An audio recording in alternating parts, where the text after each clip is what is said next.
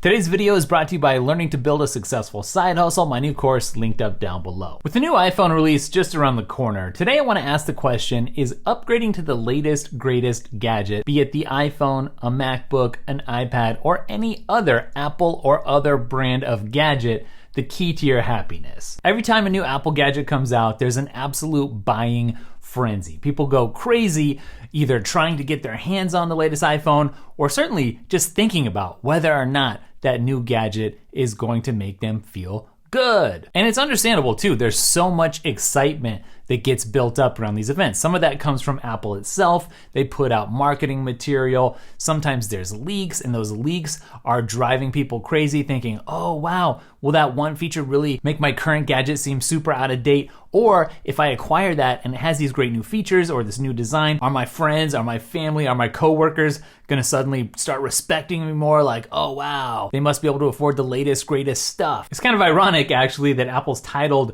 their latest event Wanderlust, which any savvy marketing person is gonna look at and be like, okay, well, there's kind of a travel connotation there, a knowledge connotation, but also just embedded in the concept, in the name, is this idea that you're gonna end up lusting after needing to acquire whatever technology Apple unveils at this Wanderlust event. So today, right before this event, and this is something that hopefully people can refer back to as future events come out, because really the idea here isn't going to change. I wanted to put out sort of a counter narrative, because I know you guys look at me and my channel and you see me talking about the latest and greatest gadgets and phones and trying them out myself and talking about how exciting they seem to be. And so I just want to put this out there as sort of an alternative take to all the hype, so that you have sort of a point of reference, at least one video telling you, you know what?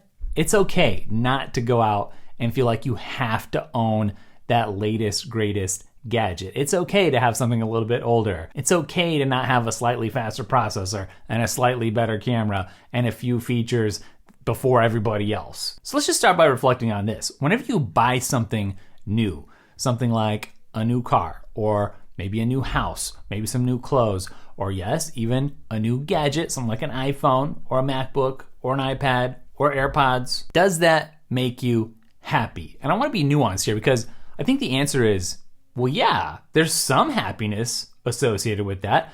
Number one, it's new and it's exciting. Even if it's very similar to something that you've already had, there's something about getting that box, or even going to the store. But if you didn't go to the store, getting the box, opening it up, it's checking it out, powering it on for the first time, setting it all up. And that can be fun. But obviously, that feeling doesn't last forever.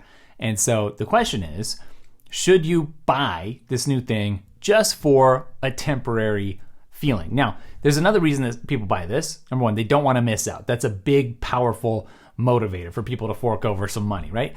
They don't want other people to be experiencing something and not themselves. And on top of that, they would like to be oftentimes the first person seen to experience something and generate some FOMO in other people. So let's realize that, yeah, there is some temporary joy to be had whenever you get the brand new shiny gadget, but it's temporary to some extent. It doesn't matter if it's a car, a house, clothes, or gadgets, a watch, whatever it is, right? That euphoria of having acquired the thing wears off quicker than you would think. I've actually noticed that some people that I know get a different kind of a joy by not upgrading to the latest phone, by holding on to an older model of a particular gadget, by not always having to have the latest, greatest car. They're happy to drive around an older car even when everyone around them is getting something fancy and brand new. And this particular person that I'm thinking of, they also seem to have very good financial habits. They seem to be financially in very good shape.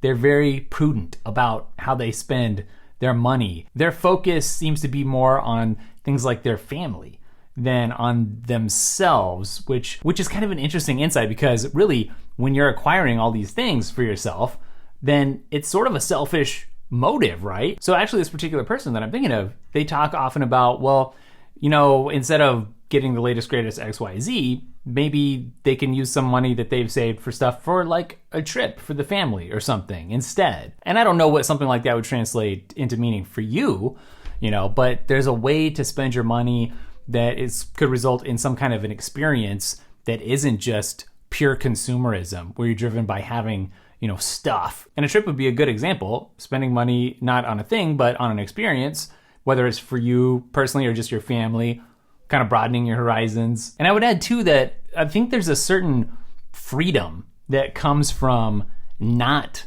being caught up in feeling like you have to play the game of getting whatever it is, keeping up with the Joneses, I guess. I think I could say from personal experience, it can start to feel like you're kind of trapped in a cycle and in this game of having to get things in order to maintain some certain image, either in your own mind or, as you would think, in the mind of somebody else, when really nobody else gives a crap. Like, nobody cares about you and your devices, clothes, car, house, etc. Not as much as you think they do. And I just want to be clear too, this is not a video about how it's bad to buy the latest iPhone or the latest MacBook, iPad, Apple Watch, AirPods, whatever, or any other gadget, or car, house. This is not a video about that.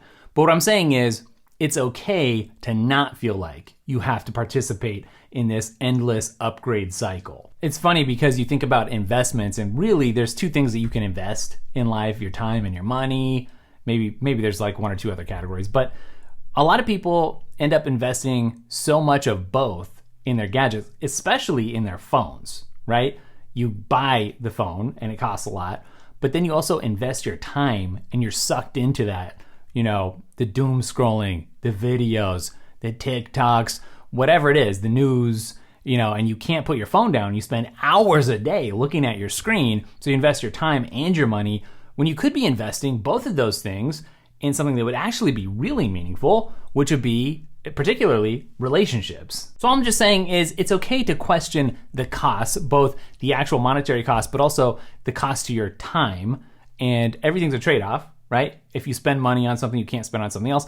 If you spend time with something or on something, you're not spending it with someone else or on something else. So it'd be a good idea to think about, just like, what are your goals in life? What are you doing? Which is a great segue, actually, to mention my new course, Learning to Start a Successful Side Hustle, because it's all about rethinking your priorities, getting your life in order, kind of. And obviously, somebody who's thinking about starting a side hustle wants some extra income coming in. But in the course, we do go through, what are your goals in life? What are you trying to achieve? Maybe just more satisfaction with being able to work on something you're passionate about outside of a job that maybe you're less passionate about. So first of all, I don't think I've ever been more excited to release a course. The information is so good, absolutely life-changing, so I'll link it up down below. But yes, it's absolutely okay and necessary to rethink. It's okay to change over time. You don't just have to remain the same person that you were 10 years ago or 15 years ago or, a year ago, or maintain the image that someone else or other people have of you or have had of you. It's okay to be like, what do I want to do? Who do I want to be? And remake your life in a different image. So just zooming out a little bit, this is something that's been kind of weighing on my heart, like in my head, rattling around for a while. Apple is a company, they're driven by profit. And yes, they make some cool things and even some useful things. But I feel like sometimes as a YouTuber, I'm almost an unwilling pawn of this greater consumerism movement that is almost teaching people that they have to acquire all the latest, greatest things, participating in some game in order to be happy. And I just want to put out a video that says that's not actually my perspective, that you need to get the best iPhone every single year or the best MacBook every time it's released, or name any gadget, or for that matter, for non-gadget stuff, any other material possession, that you have to have that stuff or you're not going to be happy. Now, the reason that I make the content that I make is to try to be useful when you go out and make a purchase. So if you're going to be buying, if you're in the market for the latest tablet, the next Mac, iPad, whatever, then I want to help you make an informed decision. So I'll do comparisons, I'll do my review, what's my thought on it, stuff like that, because I want you to be a smart consumer so that when you do spend your money, you're getting the most bang for your buck and something that's useful to you, that's really going to help propel you to achieve whatever that you want to achieve. But just in case you're not going to hear it from anybody else in the tech YouTube space, it's okay. It's more than okay to just be satisfied with what you have. It's one thing if you need a new device because it's just that old. It's, the battery's not lasting anymore, or you're running out of storage constantly, or, you just had a new kid and you really want to get great pictures of them or something. But it's totally cool to take a more of a minimalist approach to things and be like, okay, I'm gonna try putting some stuff aside for a while, see how I get along without it, and then maybe introduce it back into my life. This is something I talk about in my productivity course, actually. There's a whole book about this, a great technique. Go through life more by design rather than by default, right? The default might be sort of you see people on YouTube and they're always talking about stuff, and then a new gadget comes out and everyone's talking about that, and you're like, okay, I guess I need to get that. And you don't have to do that. You can be more purposeful and have more of like a plan for yourself. Something to think about. Basically what I'm saying is chase the stuff that truly matters, and what truly matters is not the latest iPhone, iPad, Mac, Apple Watch, AirPods, HomePod, car, house, clothes, whatever. We could go further down this rabbit hole, but bookmark this in case you need to watch it again next year.